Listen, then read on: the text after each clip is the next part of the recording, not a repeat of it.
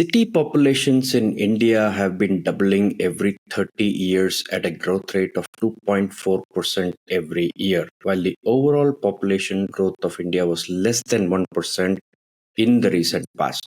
Yet our cities are in shambles. Why is this? The government is responsible. But that government at the local level, your city government, lies incapacitated with shoddy performance. What is broken? Let's try and dig into the causes of failure of your local government in today's episode of the OoruLabs Podcast. I'm your host, Sathya Sankaran.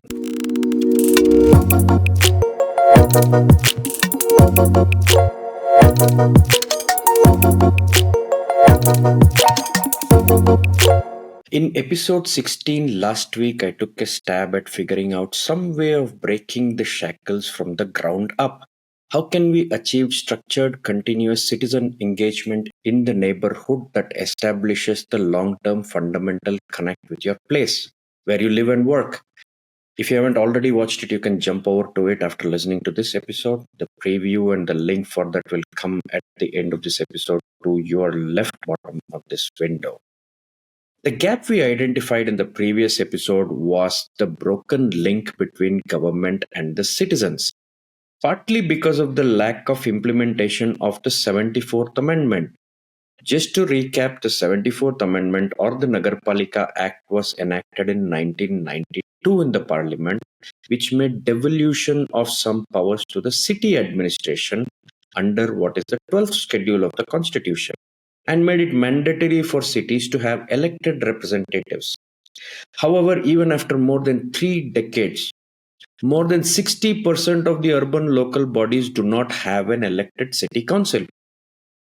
City governments are also called urban local bodies or ULBs, or urban local governments, ULGs, or urban local self governments, ULSG. All these mean the same thing, your city corporation. There has never been a formal audit of the implementation of this act before. And the Comptroller and Auditor General, or the CAG, did this for the first time in the country recently. Let's ask Srikanth Vishwanathan, the CEO of Janaagraha, about the significance of this. Srikanth, what is the CAG and what are its powers? Thanks for having me, Satya. So the Comptroller and Auditor General of India, CAG in short, is referred to as the Supreme Audit Institution. So globally, the equivalent of the institution of the CAG in any country is called the Supreme Audit Institution. In India, the CAG of India is a constitutional body. So technically, the CAG of India does not report to anybody. And the CAG is appointed for a 5-year term. The appointment is by the Government of India, but it's an independent constitutional body. And it is the auditor of the Union of India and of the states. So the constitutional imagination is that there is an independent organization that independently audits the union government and state governments. So that is really the role of the CAG. And I have no hesitation in saying that in independent India, the CAG of India is among the more credible institutions which have discharged their duties fairly creditably. And they are typically the office of the CAG is typically staffed by Indian audit and accounts officers, but the CAG himself or herself, I don't think there has been a herself so far, so that's an unfinished agenda. Could be from any service, including the Indian Administrative Service and so on. So the CAG is and the CAG's audit reports on the union government get presented in the Parliament of India, and their audit reports on state governments get tabled in the legislative assemblies. And typically, these audit reports are signed off by the CAG of India. So they are a very significant, credible institution. And so they perform audits of different kinds to check compliance, to check statutory compliance, and efficiency and effectiveness of utilization of public finances and so on. But they also audit the accounts of the union government and of the state governments, which are in turn again presented before the Lok Sabha and the Vidhan Sabhas. So they are a very significant institution too. And in some ways, they are a foundational institution in India's democracy. The report titled Performance Audit of the Implementation of the 74th Amendment Act of 1992, quite a mouthful, is available on the CAG website. You will find the link below in the description as well. Janaagraha signed an MOU with CAG recently. Shrikant, what is the nature of this engagement and the significance of the audit report itself? The reason we started working with the CAG or engaging with the CAG of India, Satya, is more from a public finance standpoint. We felt that the CAG of India is the right body to assume thought leadership in the area of municipal finance. And there's a reason for this. About 20 years ago, what is referred to as the National Municipal Accounts Manual, which is a framework for municipal accounting and financial reporting in urban local governments, was put together by a committee that was chaired by a deputy CAG of India. And even before that, they played a significant role in matters of financial accounting and reporting, more so at the union and state levels, but also increasingly at the local government levels. So our engagement with the CAG was meant to strengthen financial reporting and performance reporting of urban local governments in India. And we've been trying to engage with them in one way or the other for over a decade now. We, in fact, did a national conference with them in 2012, I think. But the formal engagement happened maybe about 7 years ago, 7 years ago is what I'd like to think, 7 years ago perhaps. And that happened in some kind of a collaborative way where we went with few of our agendas, and they have been feeling that they want to sharpen focus on auditing of cities and city level institutions because of the amount of money that is going into cities, because of the urbanization that's happening in India, and also because of what they themselves are seeing as challenges in quality of life and governance of India's cities. So they've been wanting to sharpen this.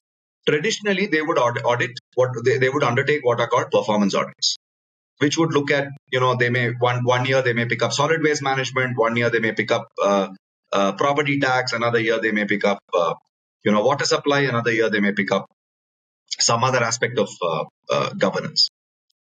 So they somehow felt that they are coming up with similar set of observations across years and across urban local governments across India. So, which is why we jointly evolved one of the important components of our engagement with the CAG of India, among others, is a pioneering audit of implementation of the 74th Constitutional Amendment by state governments.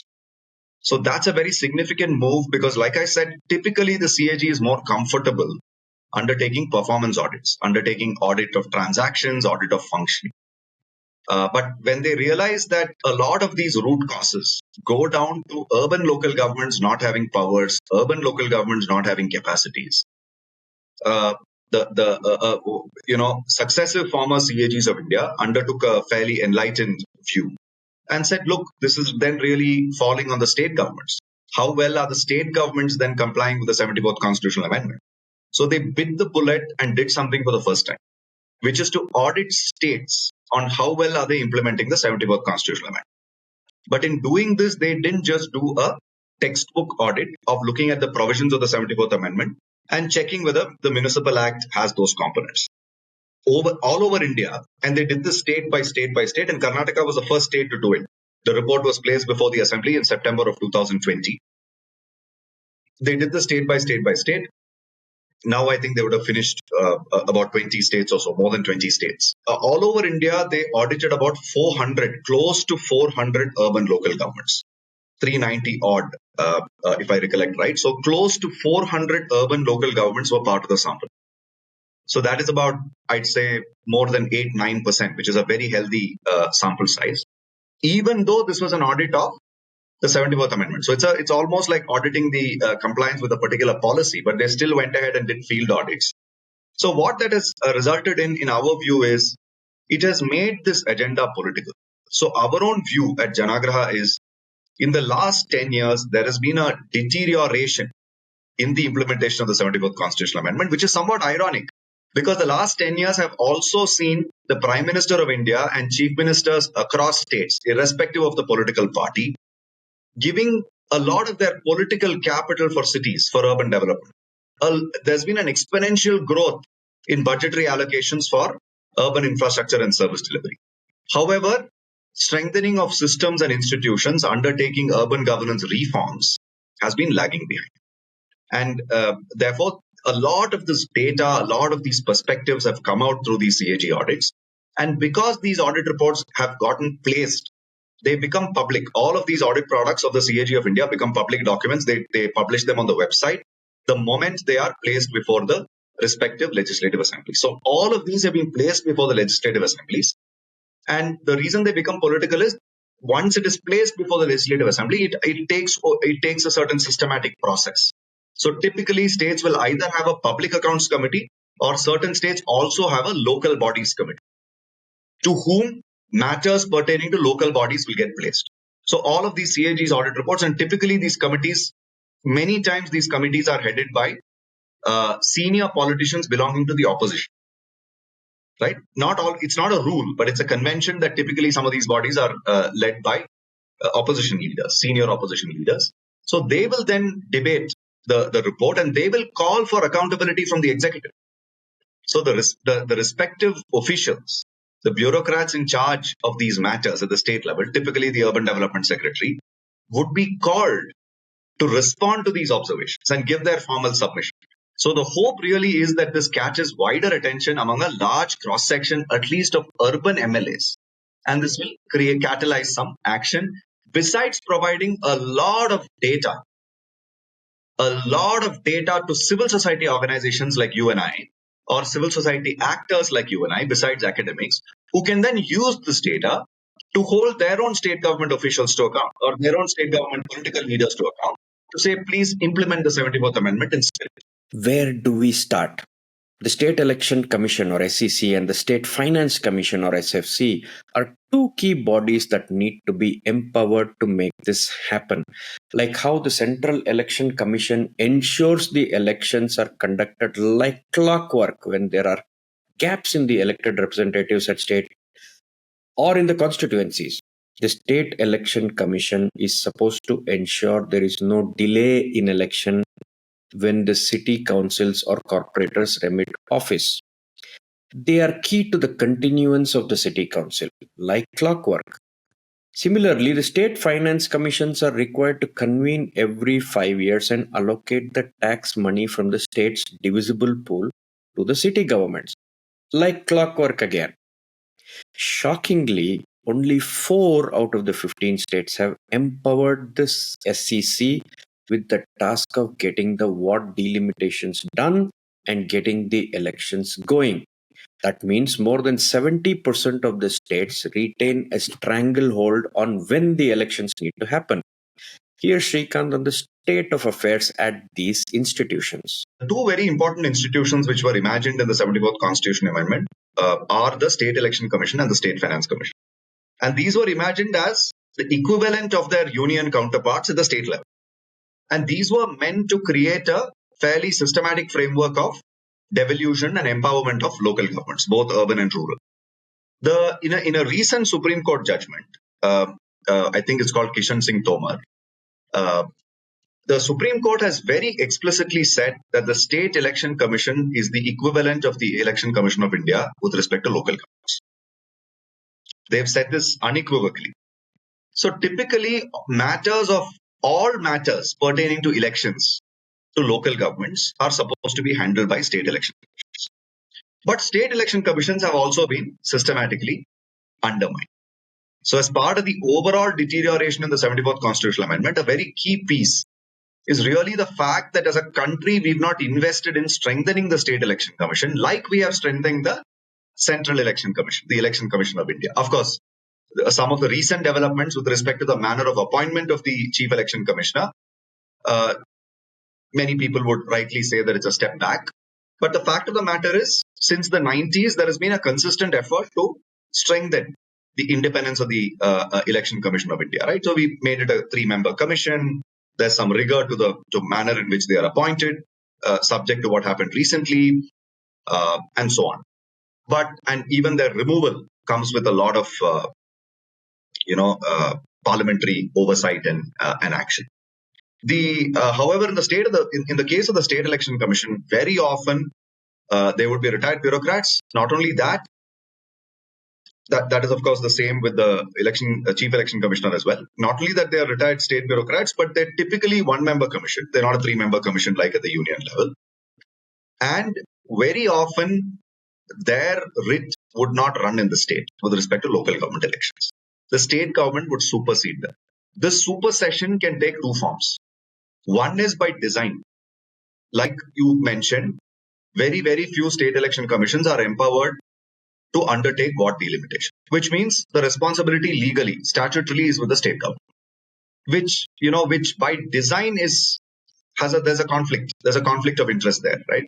Because a party in power will want to manipulate the what delimitation to serve their own interests, or there are chances of that.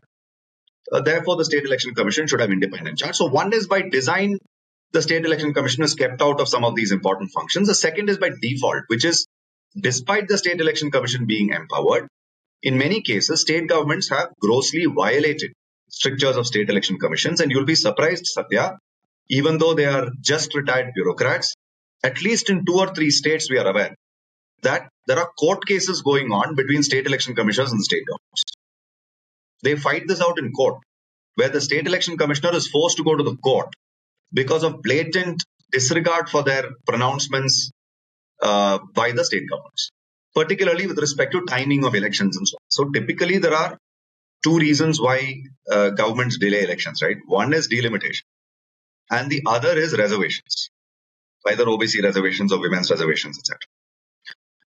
The Supreme Court has considered these cases, including with respect to reservation, and has unequivocally said that under no circumstance can elections to local governments be delayed, neither because of delimitation nor due to reservation. They made it very clear, and they've said the timing. But now we will have to ensure that those Supreme Court judgments are adhered to. One thing which is a mystery to me, I have not studied that in detail, I'd want to look into that sooner than later, is despite the Supreme Court passing these judgments, why is the Supreme Court entertaining the BBMP case? Because it's now been 4.5 years. Why is the Supreme Court entertaining the BBMP case? That's something that I want to demystify and check out. But otherwise, the judgments are clear. They're quite both with respect to the timing of local government elections and the powers of the State Election Commission, both. So in some ways, what the 74th Amendment said has been restated by the Supreme Court. So now it's really up to state governments to follow the judgment, and if they don't follow, for some of us to watch out, be diligent, and hold them accountable. The challenge with the State Finance Commission is somewhat similar but slightly different. Some states did delay the constitution of the State Finance Commission post the 74th Amendment, so some states are lagging behind. Some states are on time to constitute the State Finance Commission every 5 years, right? One thing we have to admit is that the State Finance Commission is a very, very, very poor shadow, a very pale shadow of the Union Finance Commission. And typically, if you take the entire life cycle of the Finance Commission from identifying the people who will compose the State Finance Commission, to the terms of reference, to the facilities and amenities that are given to them to ensure their proper functioning, to ensuring that a proper action taken report on their report is placed by the state government in the assembly, to ensuring that state governments follow that in spirit. Across this entire life cycle, there are problems with the State Finance Commission. So typically, if you look at the quality of people who are put into the State Finance Commission, you really can't compare that to the Union Finance Commission. And secondly, many times they are given very unreasonable timelines. They are given timelines like, finish your first report in 6 months. And their term, even in Karnataka, for example, I know that for a long time, the State Finance Commission, the current one, was in tenterhooks on whether their term will get extended or not. So their extension came within a month, I think, or even less of their original appointment tenure. And I've seen that state governments also undermine the SFC, one, by defining the TOR in a manner that large part of the state budget is kept away as divisible pool. And secondly, by not accepting the report in spirit and continuing to do what they choose to do. So the chief minister and the state government have a disproportionate influence on the manner in which the SFC report is implemented, which is not the case at the union level, frankly.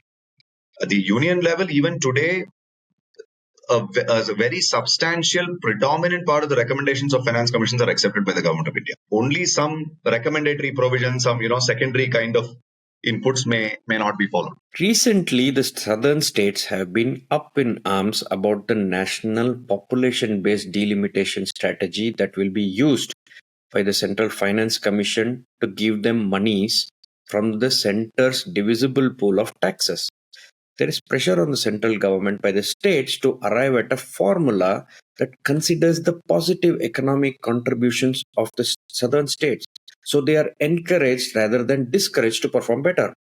Have you ever heard of a city council doing the same with the state? Never. Why? Because 60% of the urban local bodies in the country do not have an elected council at all. This percentage hasn't changed in decades. Out of this, only 5 states have urban local bodies with directly elected mayors. Who will then put pressure and make the State Election Commission and Finance Commission work for the cities? That's a brilliant question, Satya. So two things. One is on the State Finance Commission, one positive move that has happened recently is the 15th Finance Commission essentially said states have to tighten the process around state finance commissions. Only if they do that, they will get access to Central Finance Commission funds.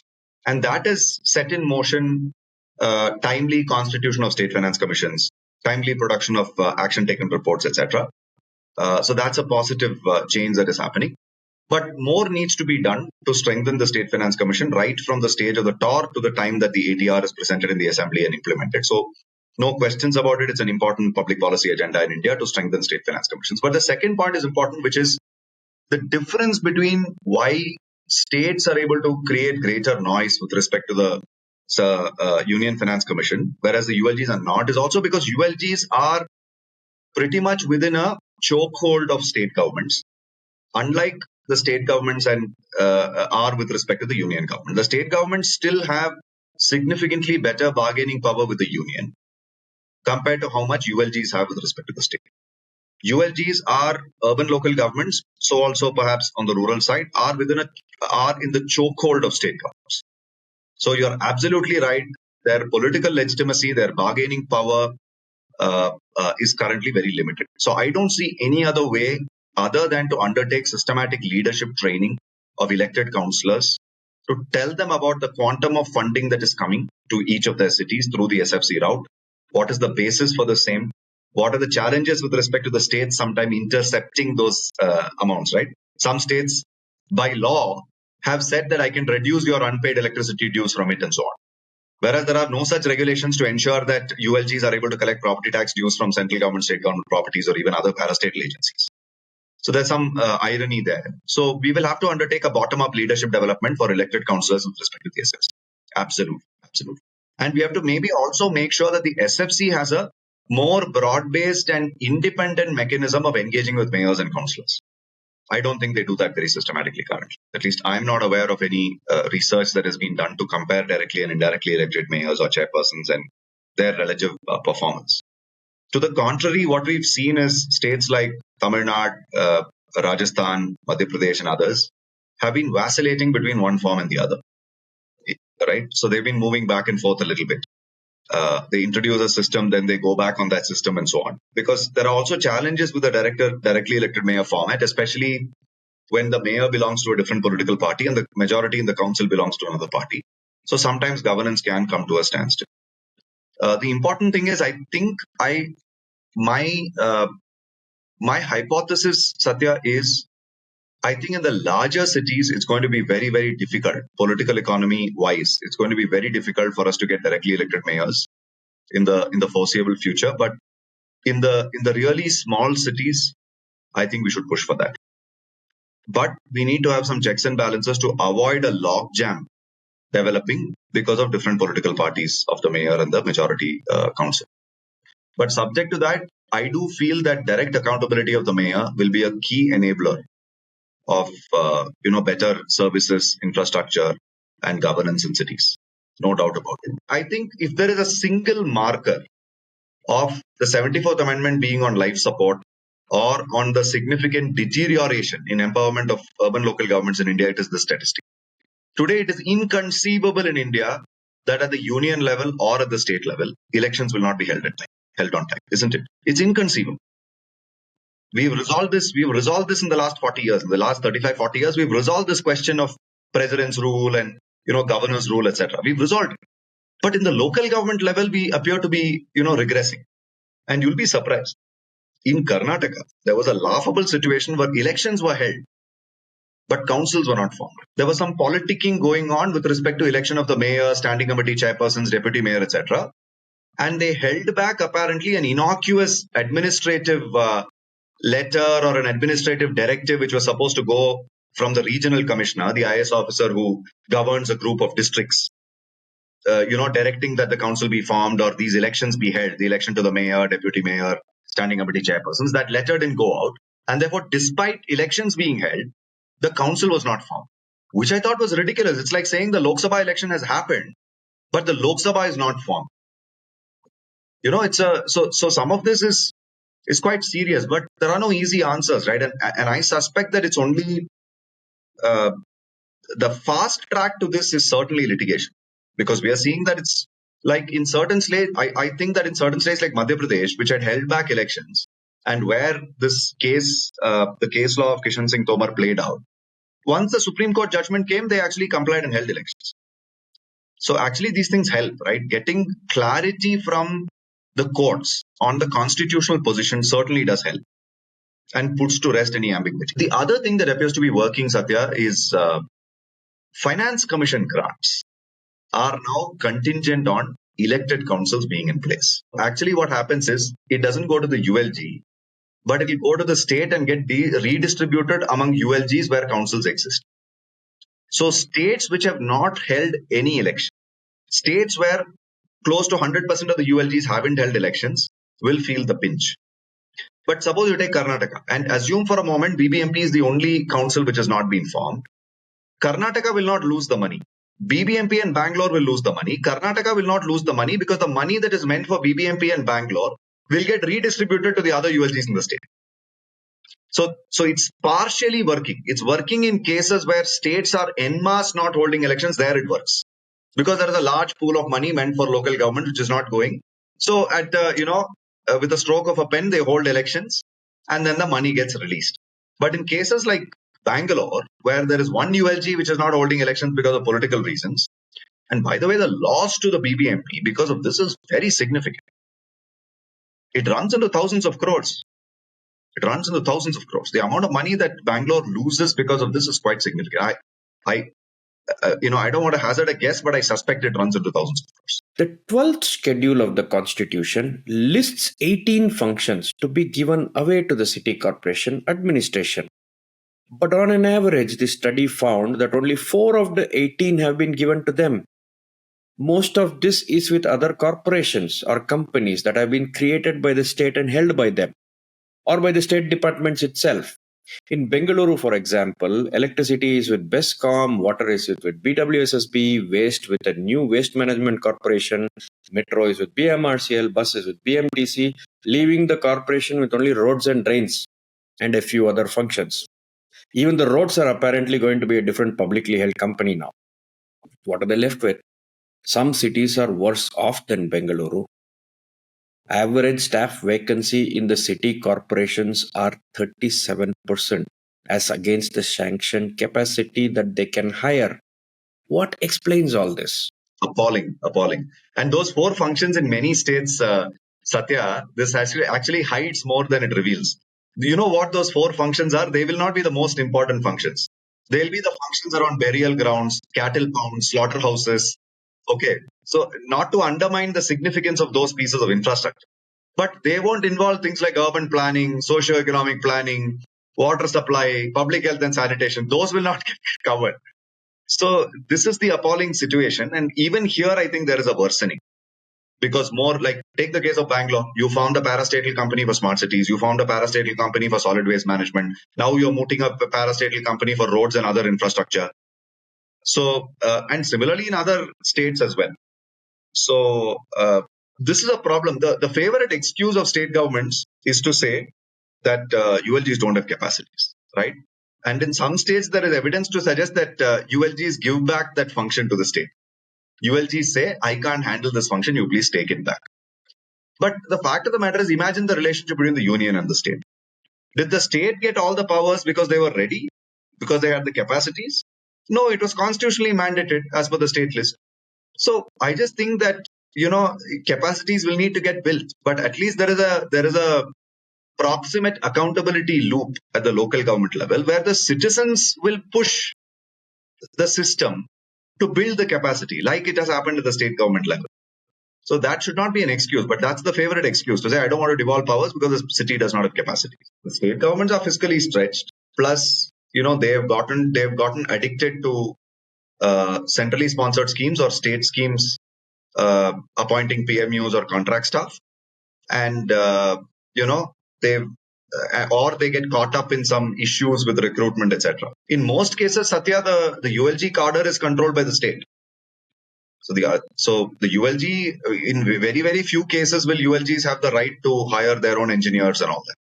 The cadre and recruitment rules governing the ULG is a state subordinate legislation. City finances are the most mismanaged. On one hand, they are unable to get the State Finance Commission to work for them. On the other, they are unable to raise own revenues, leaving them with a begging bowl most of the time. The report found that on an average, only 32% of the corporation's revenues are generated by them, leaving 70% to be given by the state or the center. Is it even possible for some cities to raise their own revenues, especially the smaller ones? Do they even have an economy which can pay them? Will they have to constantly rely on state and central grants? If they are so dependent on grants and loans, how will they even build and maintain infrastructure by themselves? They are also able to utilize only 61% of the funds made available to them. This is what the report says. With the shoddy maintenance of the cities, why are they leaving the rest on the table unutilized? Out of those monies available to them, only 29% is development work. Where did the rest 71% disappear? Let's ask Srikanth. It's a fantastic question. So if I can take a step back, Satya, there is what I call a 40 plus, 400 plus, 4,000 plus pattern to the type of ULGs in India. You have 40 plus urban local governments, which have a population of more than 1 million. You have 400 plus urban local governments with a population of more than 1 lakh. And you have 4,000 plus urban local governments with a population of less than 1 lakh. And each of these are somewhat distinct typologies. You can cut them, dice them in many different ways. And each of these the 40 plus constitutes 1/3 population, the 400 plus constitutes 1/3 population, the 4,000 plus constitutes 1/3 population. In my view, the top 40 plus, a large part of the top 40 plus, I'm not saying all, but a large part of the top 40 plus million plus cities, right? Cities with a population of more than 1 million, have the economic size for them to significantly improve their own source revenues and reach a point where at least 60% of their expenditure, I'm just putting out a number hypothetically, at least 60% of the total expenditure they should be able to meet from their own revenues.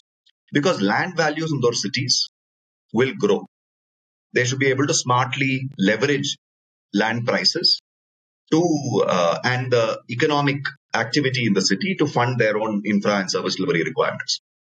The next level of 400 plus are the emerging growth centers. They today may not have the wherewithal, but you should invest in them in such a way that ease of doing business is improving, basic quality of life is improving, and therefore they slowly move up the value chain. But there you may need a mixed approach of saying in the near future, they may not be able to fund 60-70% of their total expenditure, but they can progressively, significantly increase it from today's level. And you should arrive at you should say at least 40% you should fund, at least 45% you should fund. You should put some benchmarks like that.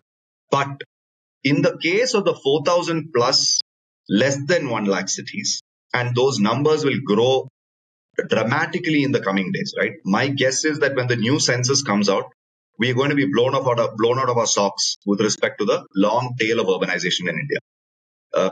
You would bear me out on this, Satya. If you travel around different parts of India, I was in Uttarakhand recently, not among the more urbanized states. Even there, rural areas in Uttarakhand are looking distinctly urban with respect to built form, with respect to consumption patterns, motor vehicle usage, and several other markers. And we're seeing this in different parts of India. Those cities, unfortunately, will continue to depend predominantly on grants.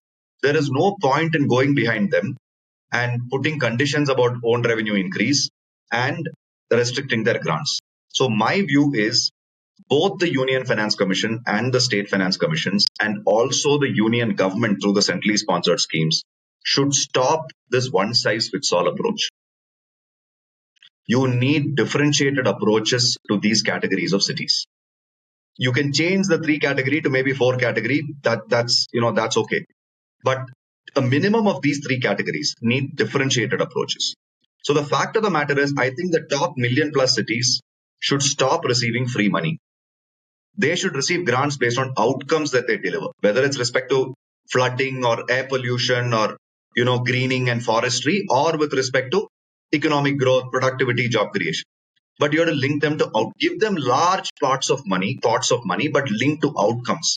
Because you know that if you nurture those cities, you will get back higher income taxes, you'll get back higher GST and so on. To the mid-tier, you need a hybrid approach.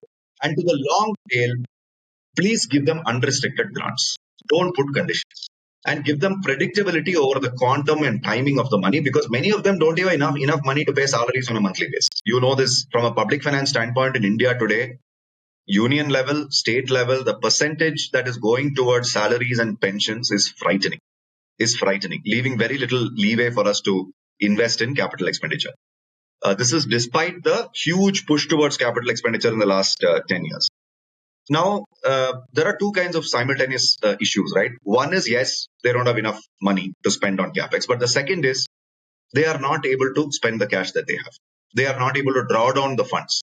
The recent Parliamentary Standing Committee on Urban Affairs has produced a report which says that the Ministry of Housing and Urban Affairs has been suffering cuts because of lack of utilization of their grants. And they in turn are saying they are ready to disburse, but states are not able to take it up because ULGs are not able to spend. So there is a spending capacity problem at the ULG level as well. And a spending capacity means what? It means your ability to draw up a good project proposal based on a vision that you have. And second, your ability to tender it out, get the good contractor in place and execute the project. So these execution capacities are missing at the ULG level. The project preparation and execution capacities are missing at the ULG level. In many cases, even at the state level. How do we even begin the journey of effective city-level systems that can deliver results over the long term? While there are challenges, what are the opportunities? Srikanth has a very hopeful conclusion. Certainly, one thing that really excites me, Sathya, is I think some of us will have to come together and coalesce over a 10-year game plan on either overhauling the 74th Amendment or implementing it in its true spirit, or both. And I think that 10-year vision really excites me, of saying some of us in civil society who really care about governance reforms in cities, who care about systems and institutions in cities, will have to come together and play the long game. And that's quite exciting for me, because playing the long game means what? Playing the long game could mean 3 or 4 things. One is you strengthen the voices of elected councillors at the grassroots level, so that irrespective of the political party they belong to, they act as a pressure group within every political party to push for timely elections, to push for empowerment of urban local government. So that is one piece, which is leadership development of elected councillors working at that level. Second, I would say, is strengthening institutions like SFC and SEC. These two are, I think, very important institutions. So strengthening the design and functioning of those institutions is a completely underserved public policy agenda. So that's a huge opportunity. The third piece, which is one with the executive, and the fourth piece with the political leadership. As far as the executive is concerned, I think the Ministry of Housing and Urban Affairs should be reimagined as a ministry of local governments and communities. Right? So their job should be in supporting regional economies, in supporting urbanization, in strengthening local governments. They should take a more strategic view rather than dispensing money for a city of 10,000 people for solid waste management. So I think we need to reimagine the Ministry of Housing and Urban Affairs into a ministry that is focused on regional economies and local governments. Similarly, at the state level today, we have a farcical arrangement in many states where you have one department that looks at housing and urban planning and governs all the development authorities. And you have another department that looks at municipal administration, including the Directorate of Municipal Administration. They look at all the ULGs and the traditional infrastructure and services of solid waste management, etc. I mean, so even within the urban department, if there is no synergy, then where do you expect synergy between the Commerce and Industries department and the urban department and the environment department and the Women and Child Welfare department, etc.? So this orientation has to be place-based. We have to move away from sectors and orient ourselves towards places and regions. We have to move away from schemes and move towards systems and institutions, strengthening systems and institutions. So, and we have to move away from a union and state-led urban development in India to a local government-led urban development in India. So this we will have to put, we'll have to work closely with the executive to effect this reorientation. It's not going to be easy. The last piece, the fourth piece with the political leadership is, I'm a little more hopeful of that than the executive piece, because I think the tide has turned with respect to politicians ignoring the middle class or ignoring the city. I think that tide has turned, which is why whether it's a prime minister or they are chief ministers, cities have become political agendas, but it is only resulting in more and more outlays for big infrastructure. So everybody wants a metro rail, everybody wants big flyovers, everybody wants large contracts for sewerage, stormwater drain, water supply networks, etc. But they're not looking at this the right way completely. Therefore, but the politician is quite clever, and they are accountable in 5-year cycles. Therefore, if some of us are able to, if we are able to create a network of civic leaders in India, and we are able to engage political leaders over a 10-year time frame to tell them that their re-electability depends on the quality of life in the city, which they understand. But that in turn actually depends on robust local governments. Globally, there is no case where without strong local governments, you've never achieved great economic growth in cities. You've never achieved jobs in cities. You've never achieved great quality of life in cities. So we'll have to make that case to the political leader. And my sense is, if we begin with a long tail of smaller cities, at least we can prevent a Bangalore or a Gurugram or a Delhi or a Mumbai from repeating in some of those smaller cities. So I have a lot of hope in smaller cities and towns. And, in playing the long 10-year game, and I'm sure the tide will turn, and we will be able to achieve this mission of empowering local governments. If you folks want to access this report, head over to the CAG website. It makes a very good read. While we commend CAG for officially pointing out the gaps, we have a long journey ahead of us. Watch this podcast for more deep dives on urban governance and the state of the cities. See you in the next episode. Bye bye.